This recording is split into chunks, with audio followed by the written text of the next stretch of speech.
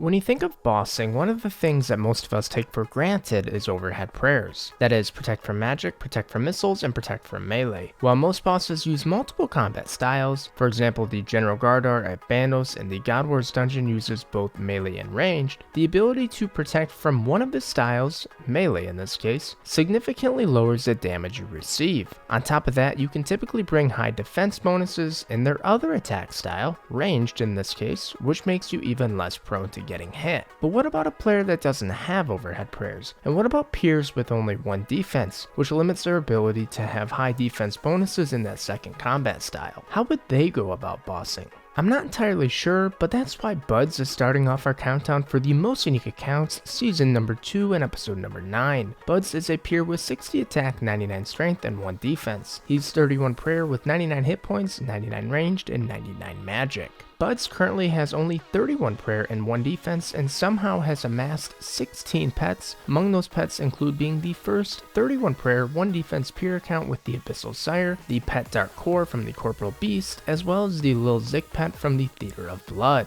He also has achieved Dust from Challenge Mode in the Chambers of Yrack, meaning that he really has 16.5 pets. He was the first 1 defense peer with any prayer level to have both the Omelet as well as the Dust. His longest pet grind appears to be the Prince Black Dragon, which took him 5,892 kill count, which ranks him 143 in game for highest KVD kill count at the time of this recording. Not only is receiving all of these boss pets unique for a 31 prayer account, it's also worth noting that he has received the Scythe, 2 Rapiers, and the Justiciar chest guard from the Theater of Blood. I still have no idea how he does the Theater of Blood at 31 prayer and 1 defense. Future goals for Bud include getting 28 pets to fill his inventory and also getting the Jad pet as well as all God Wars dungeon boss pets.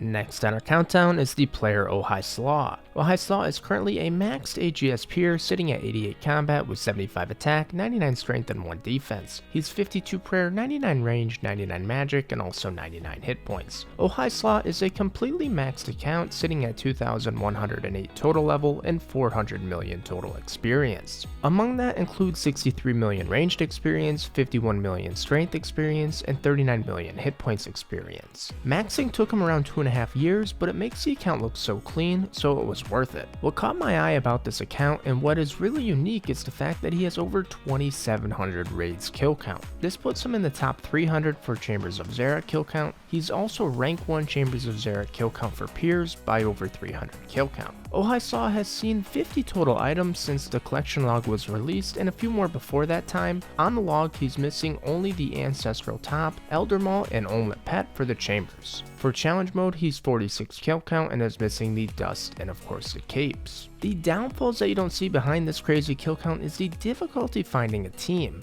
Even on my own unique account attempt, My Liability, it's extremely hard to find people to raid with. OhHiSlaew said that in the beginning especially, it was hard to find people to raid with, but once he built up his total kill count, more and more people also allowed him to join their team. He also said being maxed has helped him as well. Future goals on the account include finishing the Omelet and Dust, and then ultimately going for the Theater of Blood pet Lil Zik, as well as the Infernal Cape.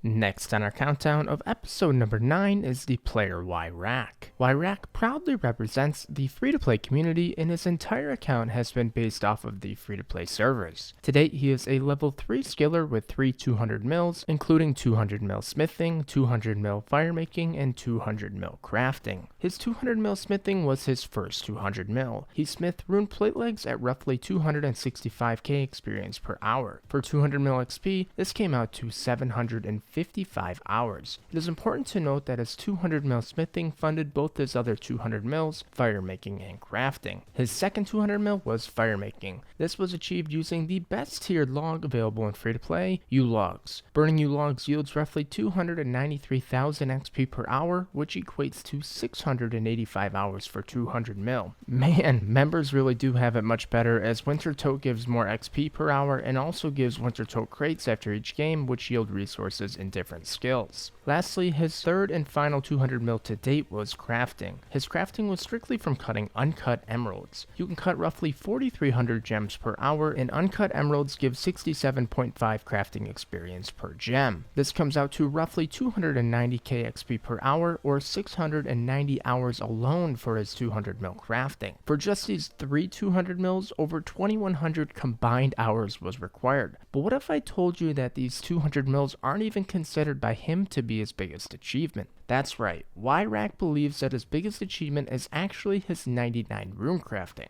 Again, this accomplishment was achieved in only the free-to-play servers. He did the first half of his rune crafting making earth tiaras at roughly 30k experience per hour. Once he was around level 90, he found out about a better method, making body tiaras and suiciding to the Dark Wizard NPCs. As you can see in his 99 rune crafting picture, he has an iron plate body which allowed the Dark Wizards to hit him a bit quicker and essentially made suiciding faster. He found out that suiciding body tiaras is around 35,000 XP per hour. In total, 99 rune crafting took almost 400 hours. And although it is a little bit less than his 200 mils, it's quite a bit for the rune crafting skill.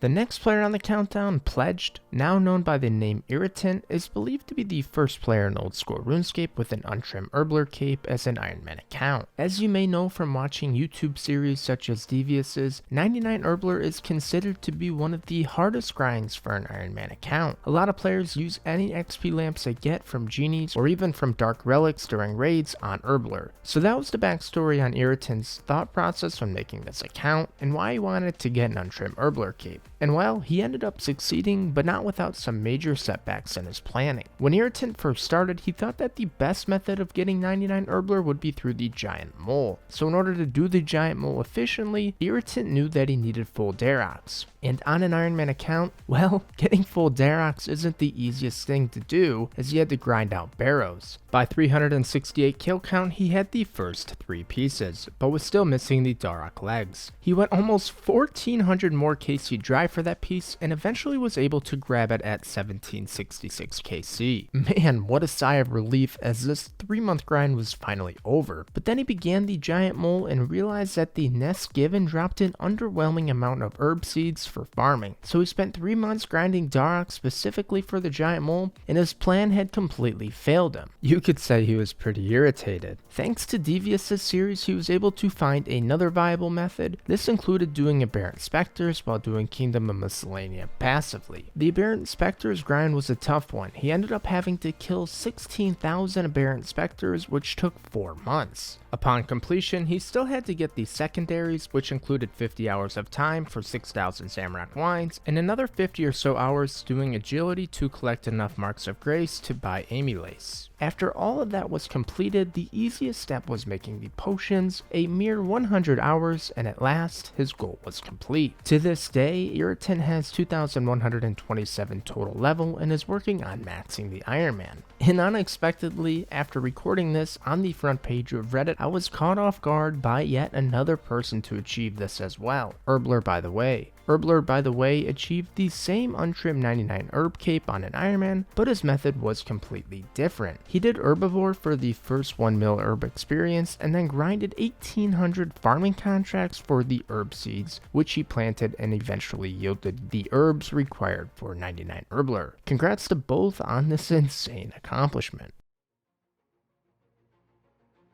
The final feature of the episode is, well, you guessed it, Rendi. Rendi, who I've featured several times in the series already, took Exact's 8 combat level fire cape and cut it in half with a level 4 fire cape of his own. His stats for his 4 combat fire cape included 1 attack, 1 strength, 4 defense, 1 prayer, 1 ranged, 1 magic, and 10 hit points. The fire cape was a culmination of using out-of-the-box strategies for his success. Again, the cape primarily used the function of the Ring of Suffering and noted recoils on each other to get the unlimited recoil effect. This strategy was used on the 45s, 90s, 360s, and Jad. On the 180s, since tick-eating melee is nearly impossible, the method again involved using poison, which comes at a 1 in 4 chance of success every time a 1 is hit. The cape also used some new strategies, whom Rendi again was the pioneer of. First and foremost, Rendi used rotation 2 of the fight caves, which is optimal for 1 prayer accounts. For those unaware, there are 15 different rotations for fight caves. For context,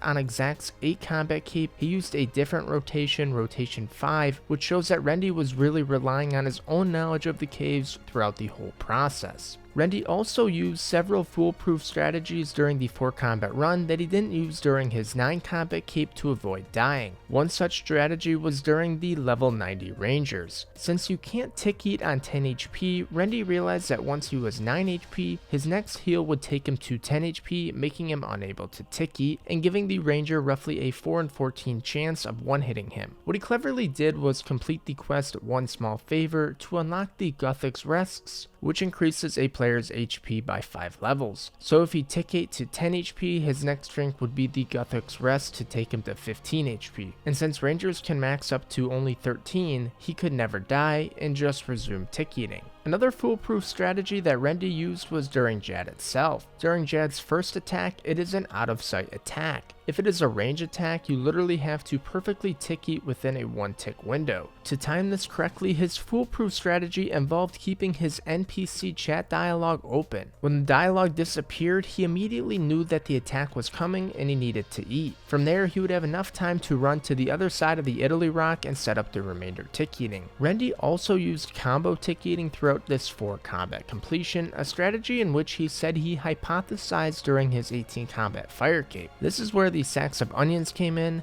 The sacks of onions had multiple uses and multiple combo tick eats within each one, as he could pull out a raw onion, use a knife and a bowl on it, and therefore cook it inside the vents inside the fight caves with a 0% burn rate at 76 cooking. The combo tick eating was used for both the 90 Rangers and 360 Majors. For the 90 Rangers, it was especially useful from a far distance, greater than 9 squares. When a Ranger is greater than 9 squares away, they will actually get off 2 attacks before the first one actually hits. So the combo tick eating essentially made it so Rendi was tick eating the first hit and the second hit in rapid succession. The combo tick eating would save him from getting stacked out with 2 quick attacks and give him enough time to get inside the 9 square zone for the Ranger to have more normal, predictable attacks. Overall, just some insanely high IQ on the understanding of the game mechanics, the fight cave NPC mechanics, and just the overall layout of the fight caves in general. For someone to get the 3 combat cape, there is a 1 in 13 chance using Rendi's method, but with good RNG on the 180 poisoning. I have covered several fire cape accounts all the way back to Moki's 29 combat cape, Rendi's 25 combat Serp Helm cape, and Rendi's 30 combat Ultimate Iron Man cape on Maggot, and I have thoroughly enjoyed learning all of these new mechanics as time has progressed. With that being said, I want to let you know that I'm going to be making the evolution of the fight caves video. This video will focus on both the speedrunning aspect of the caves as well as the low level completions, such as the one you have seen here.